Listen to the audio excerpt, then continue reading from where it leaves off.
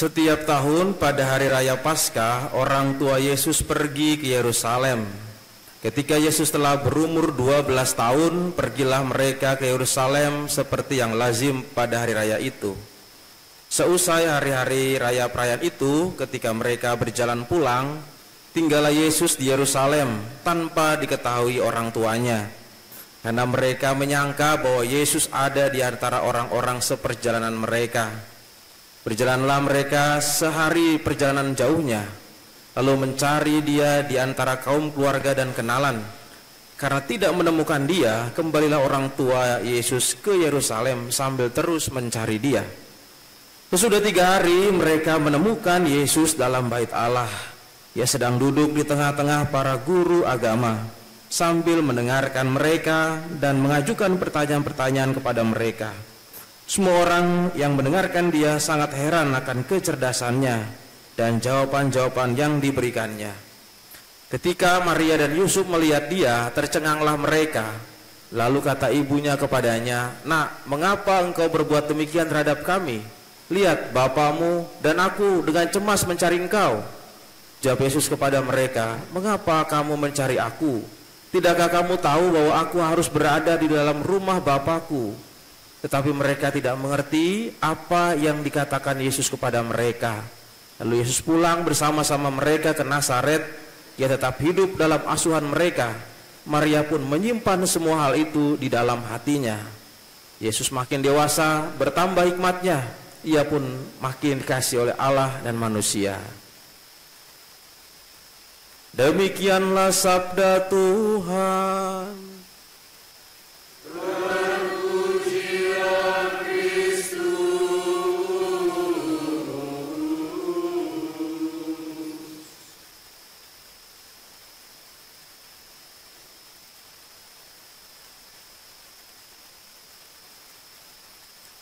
Ibu bapak, saudara-saudari yang dikasihi Tuhan, hari ini kita merayakan pesta keluarga kudus, hari raya keluarga kudus setelah hari Natal itu. Tentu kalau kita menyebut keluarga kudus, kita menyebut anggota keluarganya. Dan yang terpenting dalam keluarga kudus ini ada penyebutan yang pertama, selalu diawali oleh Yesus, lalu Maria dan Yusuf. Urutannya bukan kebetulan, tetapi memang sengaja dibuat demikian. Dan tentu kalau kita menyebut keluarga kudus, itu bukan berarti bahwa orang-orang yang berkeluarga saja bisa menjadi kudus, atau ini adalah pestanya orang-orang yang berumah tangga. Tetapi keluarga kudus juga adalah sebuah komunitas. Tidak harus ada ayah ibunya, tetapi adalah sebuah komunitas yang selalu harus diawali dengan Yesus. Yesus, Maria, dan Yusuf. Maka kalau di sini dikatakan keluarga kudus yang dimulai dengan Yesus, entah itu komunitas biara, entah itu komunitas kategorial apapun itu, lingkungan, selalu sebelum anggota keluarganya disebut atau anggota komunitasnya disebut, selalu yang utama adalah Yesus. Ciri khas dari keluarga kudus yang kita rayakan hari ini adalah Yesus di depan dan Yesuslah yang menyatukan. Begitu juga dalam keluarga kudus dari Nazaret, Yesus pertama disebut, dan karena Yesuslah Maria dan Yusuf ini berjumpa dan bertemu. Di kandang Nazaret itu, di Bethlehem itu, dari Nazaret ini, maka muncullah keluarga yang kudus ini karena kehadiran Sang Putra ini. Maka saudara-saudari, keluarga kudus atau apa yang kita rayakan dalam kekudusan pada hari ini, pertama-tama bukan terletak pada orang-orangnya yang kudus itu, bukan pertama-tama terletak pada sikapnya yang kudus itu, tetapi pertama-tama karena ada kehadiran Tuhan Yesus, kehadiran Kristus di situ, kehadiran Allah yang meraja di dalam komunitas dan keluarga itu. Ini adalah hal yang paling utama. Lalu poin yang kedua adalah bahwa kehadiran Tuhan itu atau kehadiran Allah itu adalah bukan sebagai sesuatu yang kita begitu saja dapatkan karena usaha kita sendiri. Ini adalah suatu rahmat. Ini adalah suatu karunia dari Allah yang diberikan. Dan itulah yang menjadi poin yang kedua, bahwa kehadiran Tuhan di keluarga kita masing-masing itu adalah rahmat. Maka peringatan ini selalu setelah Yesus lahir, setelah Yesus dirayakan dalam hari Natal, baru ada perayaan ini. Kehadiran Yesus mau ditunjukkan itu adalah sebuah rahmat, sebuah karunia yang diberikan oleh Allah pada komunitas dan keluarga. Tapi ada poin yang ketiga. Poin yang ketiga adalah bagaimana penerimaan dalam keluarga itu, menerima karunia itu, menerima rahmat yang begitu besar. Dan kekudusan itu selalu, atau iman itu selalu pada dua arah, yaitu adalah dari Allah dan dari manusia. Nah, kalau kita lihat Yusuf dan Maria dalam poin yang ketiga ini menerima kehadiran atau rahmat Tuhan itu dengan berbagai macam apa yang menjadi suka dukanya. Kenapa dikatakan suka dukanya? Tentu kesukaannya bisa kita lihat dalam kelahirannya, di tengah-tengah dia dipercaya menjadi keluarga atau menjadi orang tua yang mengasuh Allah sendiri dalam hidupnya sebagai manusia.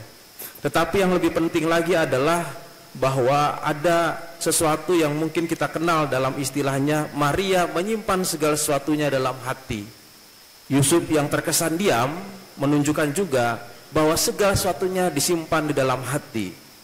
Ini adalah suatu kata-kata yang selalu muncul, baik pada waktu Maria diberi kabar maupun juga Maria ketika mendapatkan peristiwa hari ini terjadi. Sudah seharian Yesus dicari, lalu jawaban Yesus adalah, bukankah aku harus ada di rumah Bapakku? Saudara-saudari, menyimpan segala sesuatunya dalam hati adalah sesuatu yang tidak dimengerti, sesuatu misteri, sesuatu yang tidak bisa dipecahkan. Apa yang dimaksud tidak bisa dipecahkan adalah orang tidak mengerti melulu apa yang dikehendaki oleh Allah. Dalam menerima keluarga kudus, menerima Yesus sebagai rahmat dalam keluarga yang kudus itu, tidak semua selalu apa yang dimengerti oleh manusia tahu akan apa yang menjadi arah dan tujuannya. Yusuf dan Maria tidak mengerti bagaimana harus menjadi keluarga kudus, bagaimana harus juga menuntun Yesus itu. Dan tentu aja apa yang menjadi kata-kata ini menunjukkan kepasrahan Bunda Maria dan Yusuf ini terhadap tuntunan Allah. Dia tidak mengerti bahwa setelah ini nanti dia harus mengungsi. Dia tidak tahu hari ini bahwa ia nanti dikejar-kejar dan sebagaimana yang terjadi dalam peristiwa-peristiwa ketika Yesus lahir, dan dia harus mengungsi ke Mesir dan sebagainya. Dan masih banyak peristiwa-peristiwa lain lagi dalam masa hidup Yesus yang tidak dimengerti. Dan itulah iman Maria dan Yusuf itu dipertaruhkan, dan disitulah iman itu yang menerima karunia Allah yang begitu misteri itu. Nah, saudara-saudari yang dikasihi Tuhan, bagaimana dengan keluarga kita yang juga adalah keluarga yang kudus? Kita telah menerima Kristus dalam Natal, kita telah menerima kehadirannya dalam keluarga kita, dan kekudusan itu terletak dalam perjalanan keluarga kita, perjalanan iman keluarga kita. Ada banyak hal yang menjadi sesuatu yang tidak kita mengerti juga. Ada banyak hal yang terjadi dalam hidup keluarga kita yang tidak juga kita dapat pecahkan. Dan ada segala sesuatu yang terjadi yang tidak bisa kita raba. Dan disitulah Maria menyimpannya dalam hatinya. Menyimpan dalam hati artinya adalah menerima apa yang terjadi sambil percaya kepada Allah akan tuntunannya. Kadang orang yang tidak mengerti akan apa yang menjadi arah tujuannya, tidak menerima apa yang terjadi dalam segala sesuatu yang dihadapinya, dia menolak Allah. Dia tidak lagi mau berjalan bersama dengan Allah, dan dia tidak mau lagi ikut bersama dengan Allah. Karunia yang diterima tidak lagi diterimanya begitu saja, karena protes dengan banyak hal yang terjadi yang tidak dia mengerti. Maria dan Yusuf mengalami hal itu, tetapi dia tetap menerima itu dan mengikuti tuntunan dari Tuhan sendiri. Maka perjalanan segala sesuatu yang terjadi dalam Yusuf dan Maria terus melakukan hal itu, menyimpan segala sesuatunya dalam hatinya sambil mempercayakan terhadap tuntunan Tuhan. Dan kita, bagi keluarga kita masing-masing, ada banyak hal yang terjadi dalam kehidupan kita. Ada seseorang yang bijaksana memberikan sebuah perumpamaan demikian. Dalam perjalanan hidup itu ada orang-orang yang melihatnya sebagai sebuah kembang api. Kembang api itu kalau kita buka nanti tahun baru kita menyalakan kembang api, ataupun juga kita melihat kembang api, bukan kembang api yang dinyalakan lalu kemudian di udara lalu menyala di sana, tetapi kembang api batangan itu kalau dinyalakan dia akan memunculkan percikan-percikan api. Percikan-percikan api itu lalu kemudian kita lihat anak-anak sangat senang dimainkan percikan-percikan api itu, dilihat sangat indah sekali. Tetapi saudara-saudari, percikan api itu tidak bertahan lama. Seberapapun panjang dari sumbunya pasti nanti akan habis. Lalu dinyalakan lagi, habis lagi, dinyalakan lagi, habis lagi. Dan ada satu lagi yang kita lihat yang namanya adalah dupa.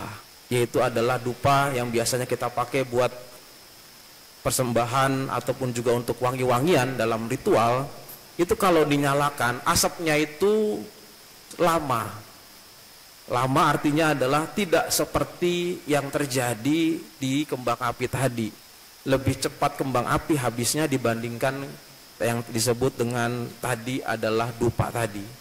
Dan asapnya itu makin terasa lebih lama lagi. Kalau dinyalakan antara dupa dengan juga kembang api, pasti lebih lama adalah dupa itu.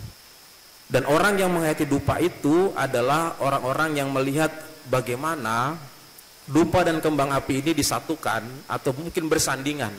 Hidup orang seperti kembang api dan juga seperti dupa.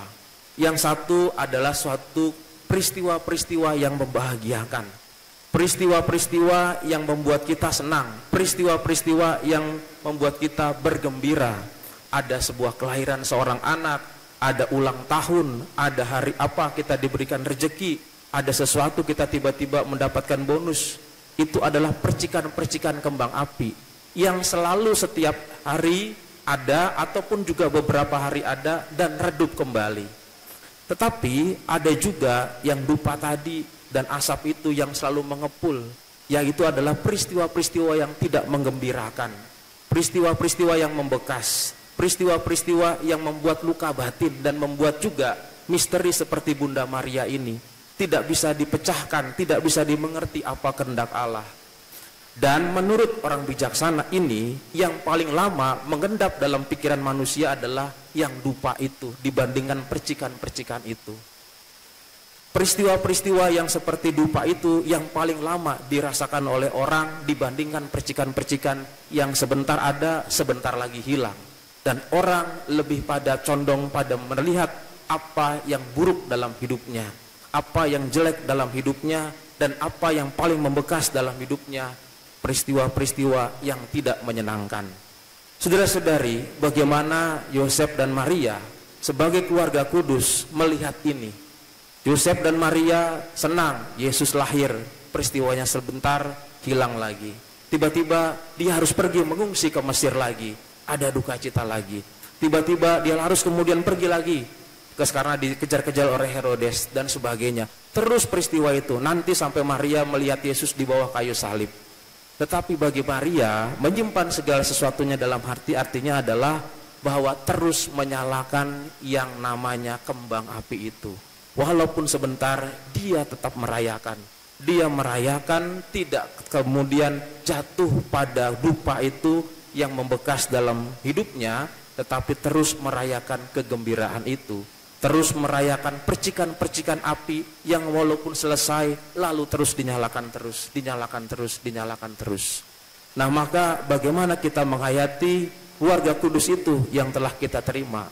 Maria dan Yusuf menerima karunia itu, kita telah menerima karunia itu, tetapi di perjalanan pasti ada yang namanya kesulitan dan juga ada berbagai macam tantangan. Maka yang dibutuhkan adalah bagaimana kita terus percaya kepada Tuhan, Dia terus memberikan yang namanya kembang api itu, yang terus membuat kita menjadi sukacita dan gembira. Walaupun sebentar, itulah sebuah perayaan yang terus menerus yang Maria dan Yosef lakukan. Bahwa peristiwa yang Tuhan berikan dalam peristiwa kabar gembira itu, itulah yang menjadi pegangan hidupnya. Tuhan selalu menyertai. Maka kita menerima Tuhan agar kita yang adalah keluarga kudus menerima Kristus, mampu menjalankan tugas dan perutusan kita dalam berbagai suka duka dalam keluarga kita. Semoga Tuhan memberkati kita. Amin.